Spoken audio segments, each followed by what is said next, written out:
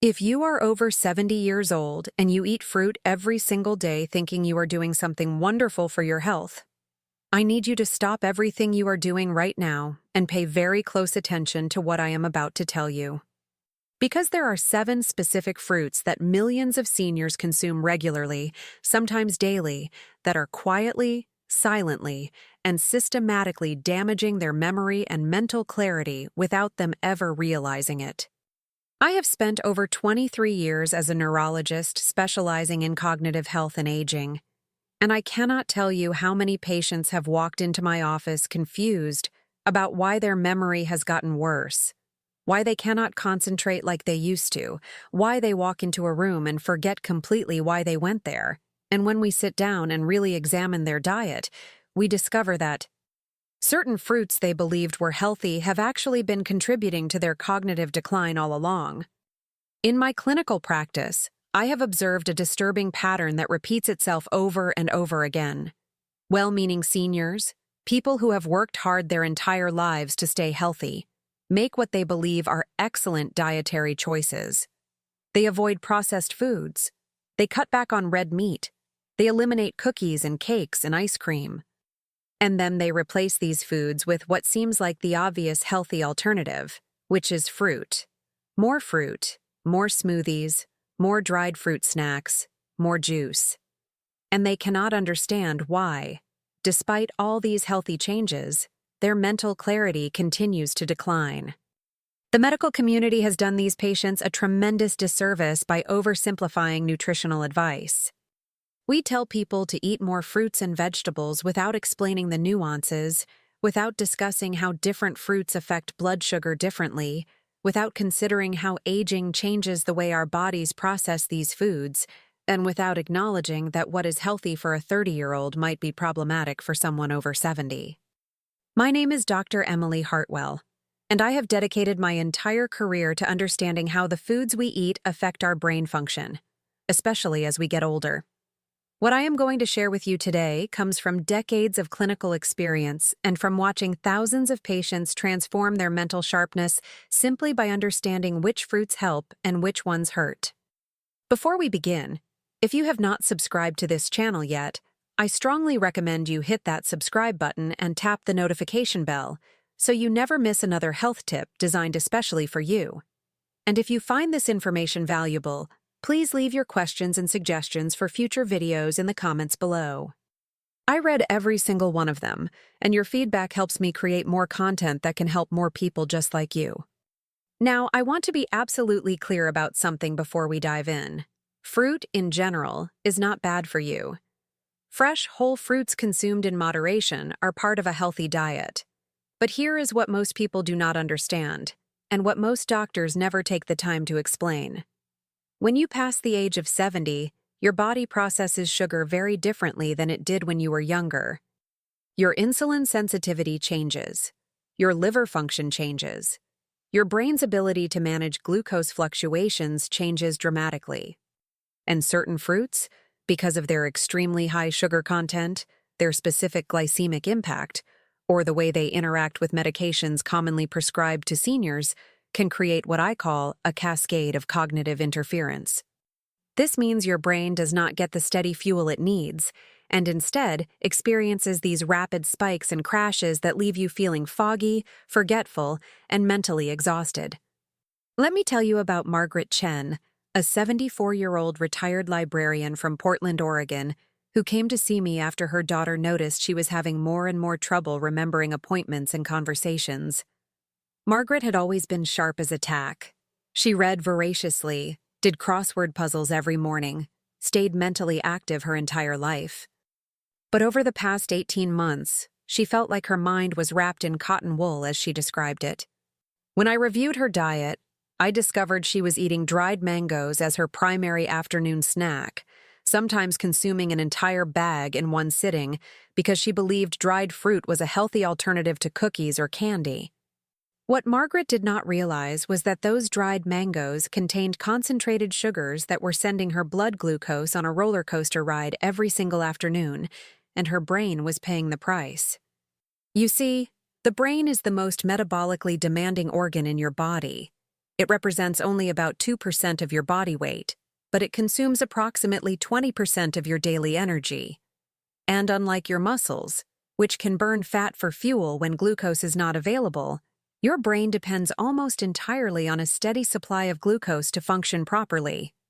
When that supply becomes erratic, when it spikes dramatically and then crashes, your brain cannot maintain optimal function. Margaret told me that she had noticed her worst moments of confusion typically happened around 3 or 4 in the afternoon. She assumed this was just normal aging fatigue. But when we tracked her eating patterns, we discovered that these episodes of mental fog occurred almost exactly 90 minutes to 2 hours after she ate her afternoon dried fruit snack. This timing is not coincidental. It represents the classic pattern of reactive hypoglycemia, where blood sugar crashes after an initial spike.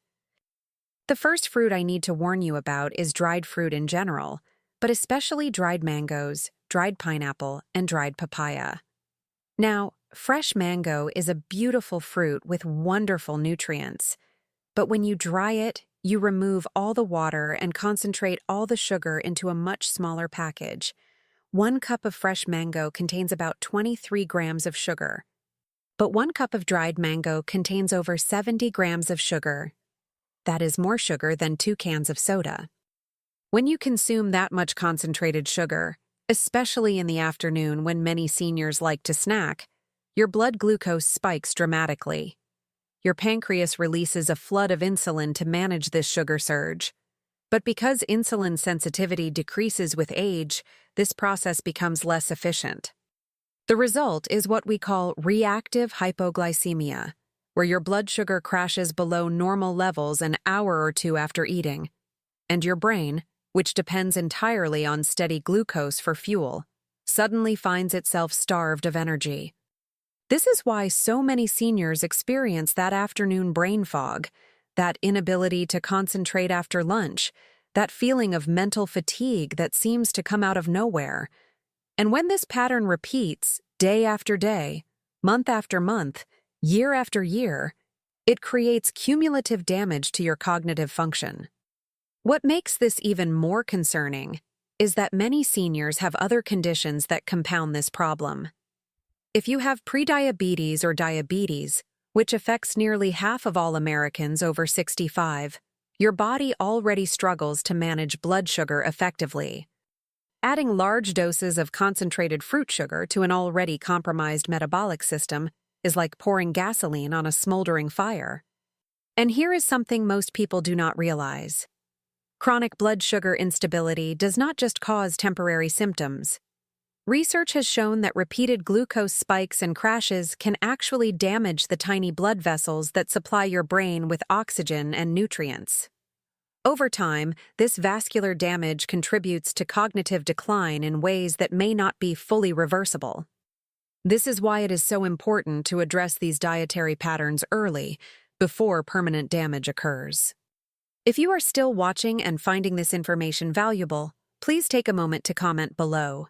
Just type a simple one to let me know you are with me. Your engagement helps this video reach more people who need to hear this important health information. I had another patient, Robert Williams, a 78-year-old former high school principal from Austin, Texas, who was terrified he was developing dementia. His wife told me he would start telling a story and completely lose track halfway through. He could not remember where he put his reading glasses even though he had just set them down. He felt like his sharp analytical mind, the mind that had managed hundreds of teachers and thousands of students, was slipping away from him. Robert's wife confided in me that she had started secretly researching assisted living facilities because she was so worried about his cognitive decline. She had noticed that he was having trouble balancing their checkbook, something he had done flawlessly for 50 years of marriage. He forgot their anniversary for the first time ever. He called their daughter by the wrong name twice in 1 week. She was preparing herself for the worst possible diagnosis. When we analyzed Robert's daily routine, we found that he started every single morning with a large glass of grape juice because he had read somewhere that grape juice was good for the heart. What Robert did not understand was that commercial grape juice is essentially liquid sugar. A 12-ounce glass contains approximately 36 grams of sugar, with virtually no fiber to slow its absorption.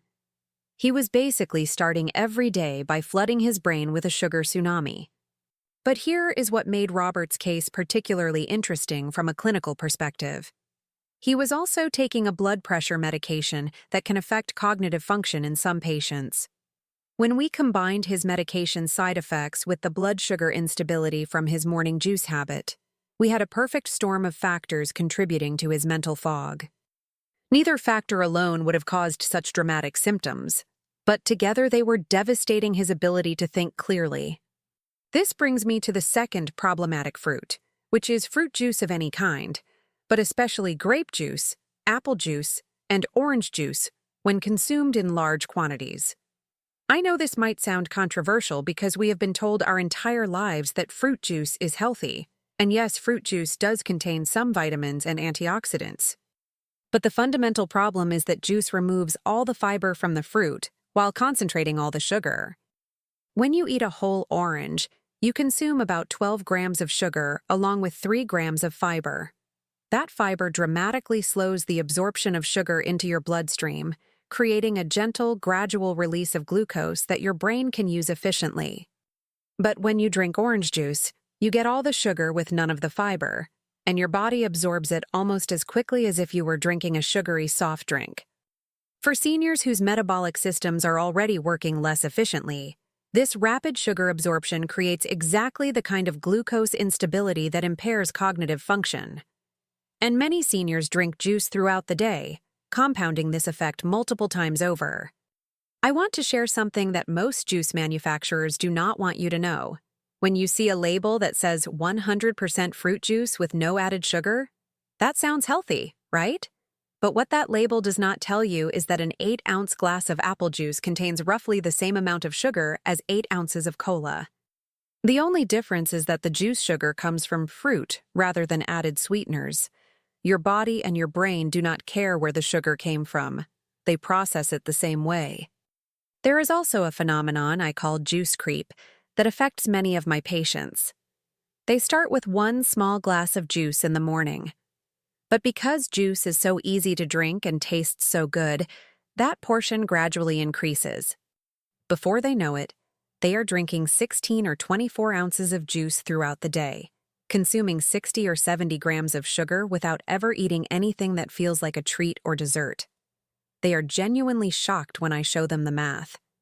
I want to tell you about Helen Rodriguez, a 76-year-old grandmother from San Diego, California, who loved her grandchildren more than anything in the world. She was devastated when she started having trouble remembering their names during family gatherings.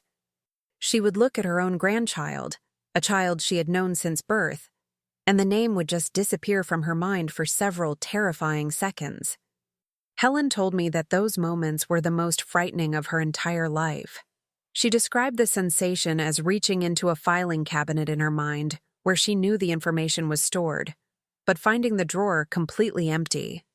She could see her grandson's face, remember his laugh, recall the day he was born, but his name simply would not come. She was convinced she was in the early stages of Alzheimer's disease, and she had been crying herself to sleep at night.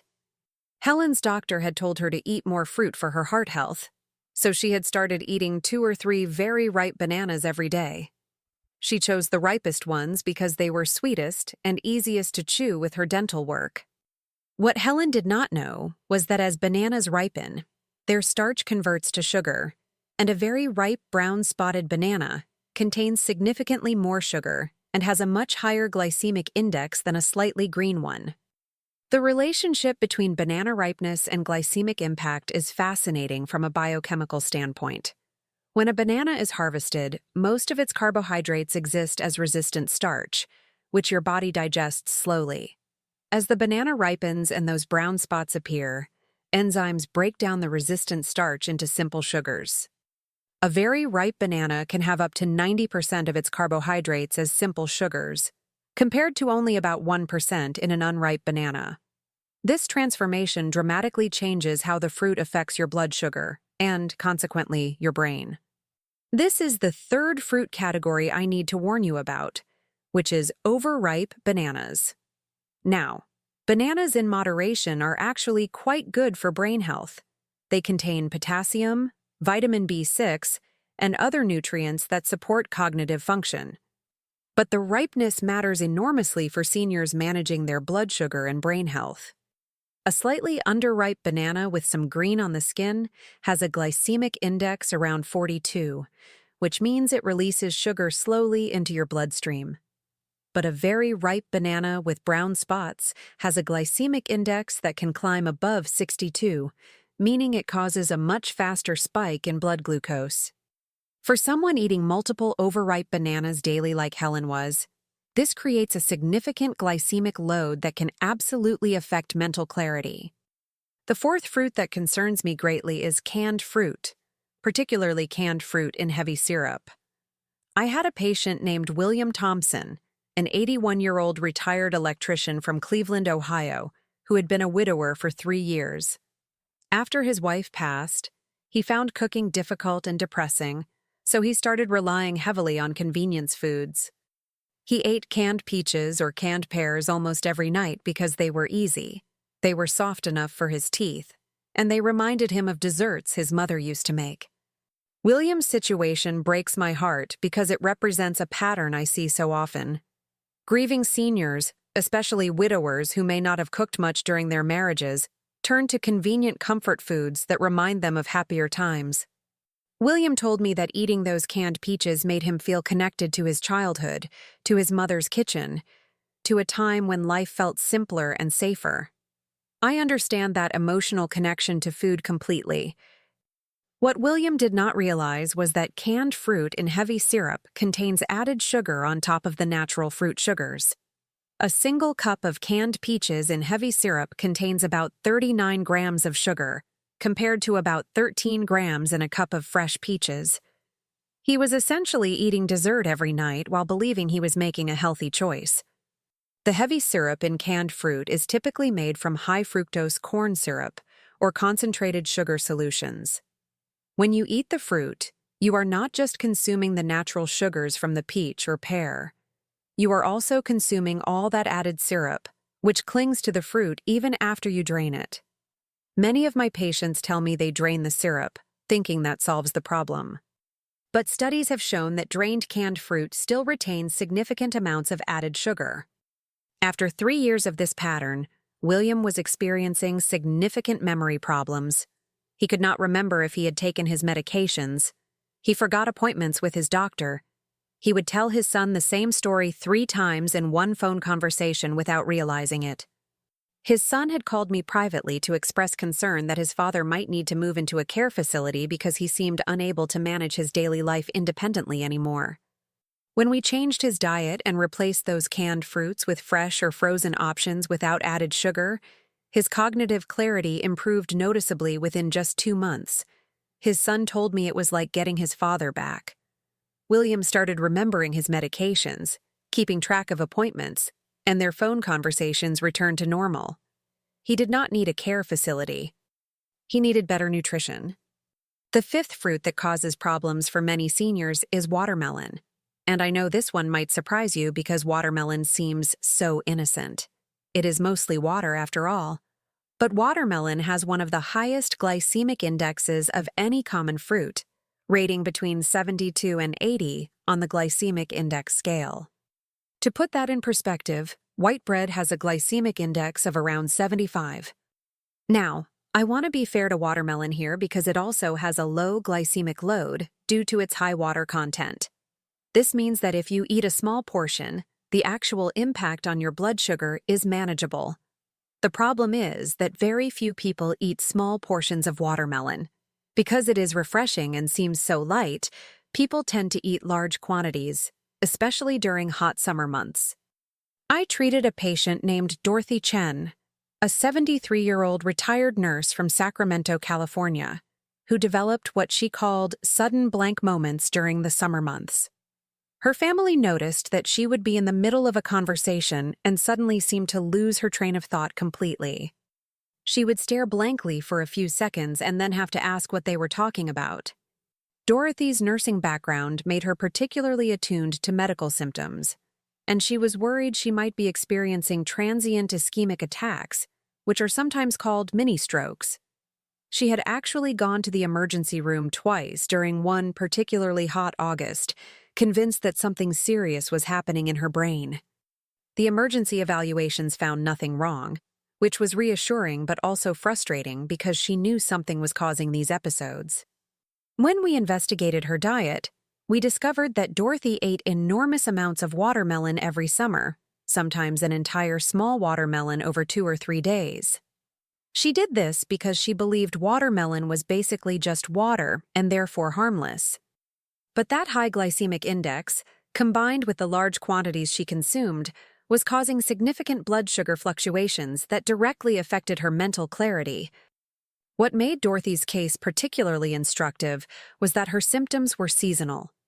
During the winter months, when watermelon was not readily available or appealing, she had very few of these blank episodes. But every summer, like clockwork, they would return. Once we identified the pattern and she reduced her watermelon consumption, replacing it with berries and other lower glycemic fruits, her summer blank moments disappeared almost entirely.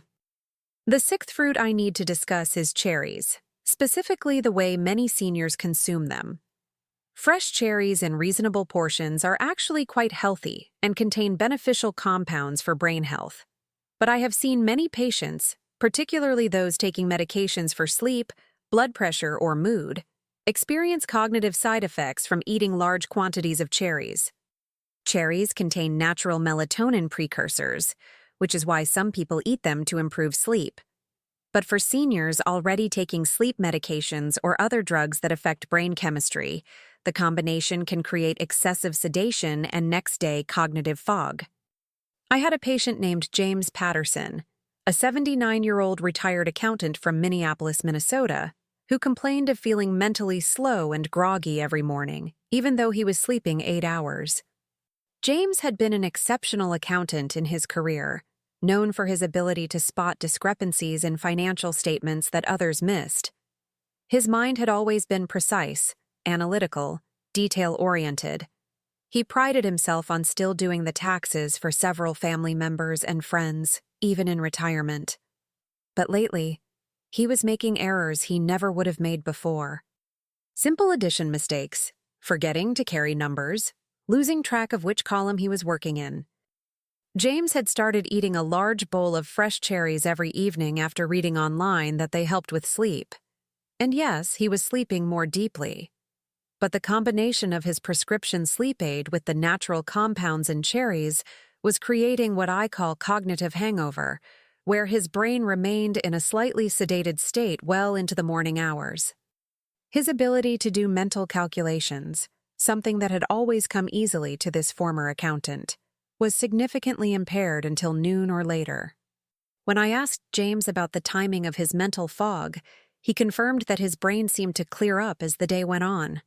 His sharpest hours were late afternoon and evening, which was the opposite of how he had functioned his entire life. He used to be a morning person, doing his most demanding mental work before noon. Now his mornings were essentially lost to cognitive fog. We worked together to adjust his approach.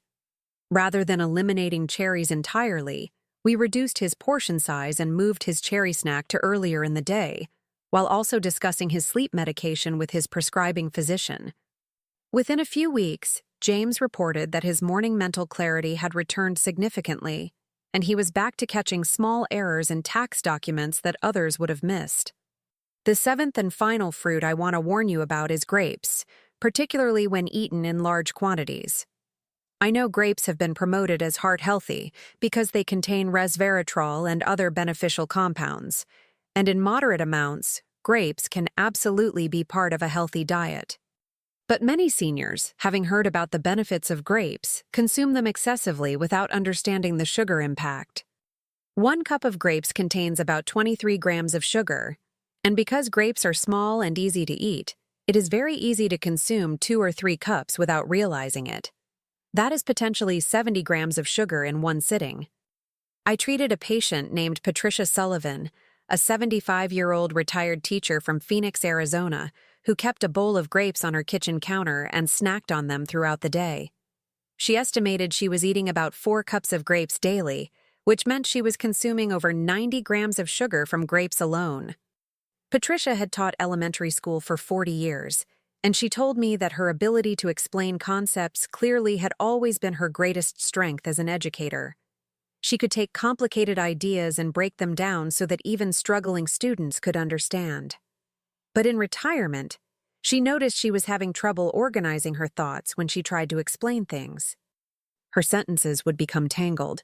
She would start to make a point and then lose track of where she was going with it. This word-finding difficulty, which speech pathologists call anomic aphasia, can have many causes. But when it develops gradually in someone who has no other neurological symptoms, diet is absolutely something we need to investigate.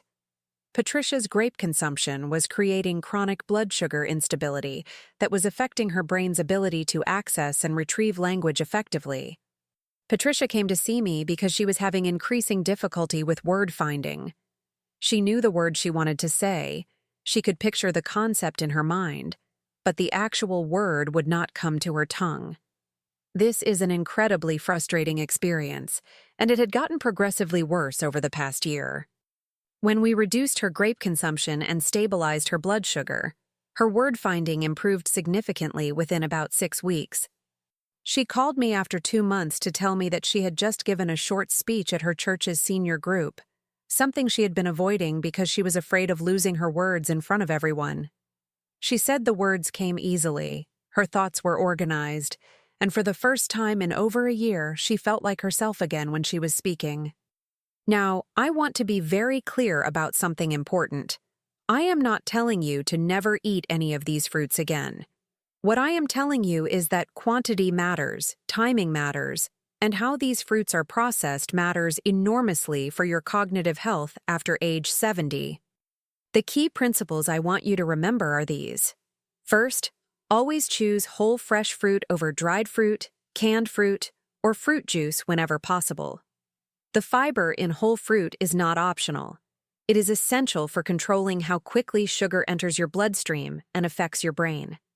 Second, pay attention to ripeness. A slightly less ripe banana or other fruit will have a lower glycemic impact than an overripe one. Third, watch your portions. Even healthy fruits contain sugar, and consuming large quantities can overwhelm your body's ability to manage that sugar effectively. Fourth, be aware of timing. Eating high-sugar fruits on an empty stomach causes faster blood sugar spikes than eating them with protein or fat. If you are going to eat fruit, have it as part of a balanced meal or snack that includes some protein. Fifth, consider any medications you are taking. Some fruits can interact with medications in ways that affect your cognitive function. Always discuss your diet with your doctor, especially if you are taking medications for blood pressure, blood thinners, sleep aids, or mood medications. And sixth, listen to your body. If you notice that you feel mentally foggy or have trouble concentrating after eating certain foods, that is your body telling you something important. Keep a food diary and track how you feel mentally after different meals and snacks. I have seen patients make remarkable improvements in their memory and mental clarity simply by making these adjustments to their fruit consumption. Margaret, the retired librarian I mentioned earlier, switched from dried mangoes to fresh berries with a handful of almonds for her afternoon snack. Within 3 months, her daughter called to tell me that her mother seemed like her old self again, sharp, engaged, and able to follow conversations without losing her train of thought. Robert, the former principal, replaced his morning grape juice with whole fruit and a proper breakfast with protein. His wife told me that the man who could not finish a story without losing track has returned to telling elaborate, detailed stories about his years in education, remembering names, dates, and details she had not heard him recall in years. These changes are not complicated. They do not require expensive supplements or miracle cures. They simply require understanding how the foods you eat affect your brain and making informed choices based on that knowledge. If you are watching this video and recognizing patterns in your own life, please do not be alarmed. The brain has remarkable capacity for recovery when we give it what it needs. But equally important, please do not ignore these warning signs. Cognitive decline is not an inevitable part of aging. For many people, it is a reversible consequence of lifestyle factors that can be identified and corrected. Talk to your doctor about your diet and your cognitive concerns. Ask about having your blood sugar levels tested, not just fasting glucose, but a hemoglobin A1C test that shows your average blood sugar over the past few months. Work with a nutritionist who understands the special needs of seniors if that is available to you. And most importantly, take your brain health as seriously as you take your heart health or your bone health. Your mind is precious. It holds your memories, your personality, your ability to connect with the people you love. It deserves your attention and your protection. Thank you for watching today. If this information was helpful to you, please share it with someone you care about who might benefit from hearing it. Our parents, our partners, our friends, they deserve to know how simple dietary changes can protect their precious cognitive function. And remember, if you have not subscribed yet, hit that subscribe button and ring the notification bell so you do not miss my next video. I am going to be discussing how sleep position affects brain drainage and cognitive health, and it is information I guarantee you have never heard before. Until then, take care of yourself, take care of your brain, and I will see you in the next video.